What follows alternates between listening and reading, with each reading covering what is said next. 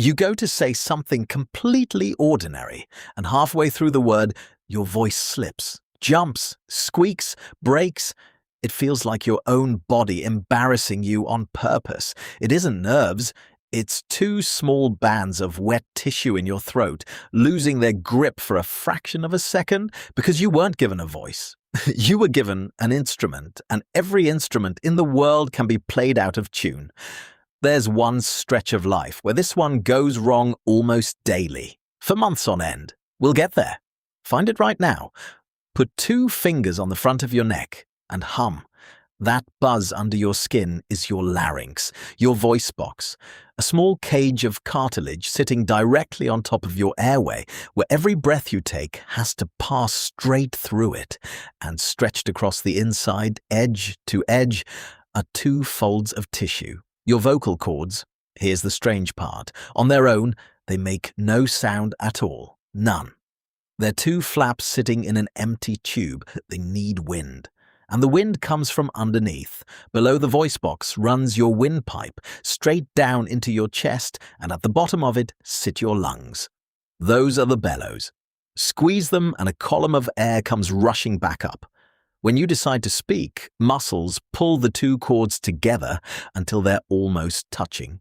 Air slams into them from below, forces a gap, and shoots through, and the instant it's passed, the cords snap shut again. Then it happens again and again. Around 100 times a second for a deep voice, more than 200 for a high one.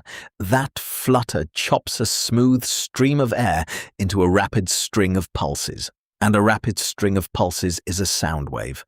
Your entire voice, every word you have ever said, is just wind, being interrupted very, very fast. And they're not really chords. Cut across one and you find a firm muscle wrapped in a soft, jelly-like cover that isn't tied down to it. The cover can slide, so it doesn't twang like a guitar string. It ripples, a wave running across each fold, hundreds of times a second. That ripple is the difference between a voice that sounds warm and one that sounds rough, which explains something you've done 1,000 times without wondering about it. Whisper. When you whisper, the folds don't vibrate at all. They just sit slightly apart and let air hiss through the gap, and the sound you hear is nothing but turbulence. Air tumbling over an edge. That's why a whisper has no tune.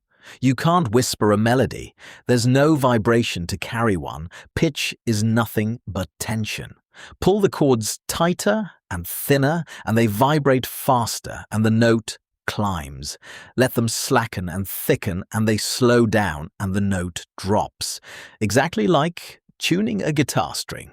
Your throat does this mid-sentence dozens of times, faster than you could ever think it through. You have never once consciously chosen a pitch in your life. You simply aimed, and your muscles hit it. Which brings us back to the crack, and to the thing I left hanging earlier. During puberty, the larynx grows. In boys, it grows fast, tipping forward into the ridge you can see as an Adam's apple. The cords lengthen by as much as 60%, and they thicken as they go. But the muscles that play them are still working from an old map.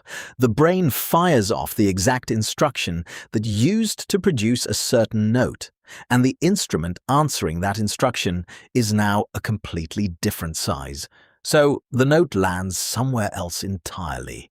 That's the crack. Not weakness, not nerves. A body whose instrument grew faster than the hands learning to play it. And it never fully stops. Shout at a concert, cry, catch a cold, go a whole day without drinking water.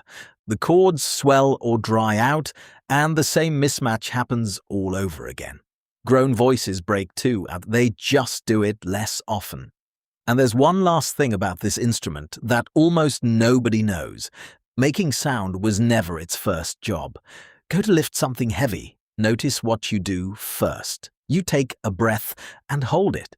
That's the larynx slamming shut.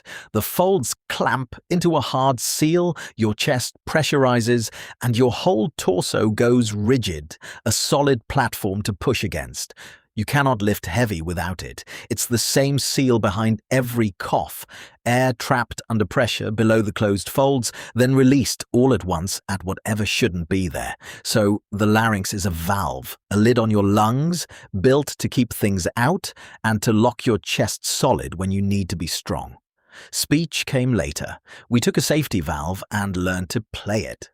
So here's the part worth sitting with. Every word you've spoken today, every song, in the shower, every laugh, every time you've called someone's name across a room, all of it was air from your chest, squeezed past two small bands of wet tissue, flapping 100 times a second in the dark. You weren't handed a voice. You were handed an instrument, wildly out of tune at first, and you have been learning to play it every day since you first cried out.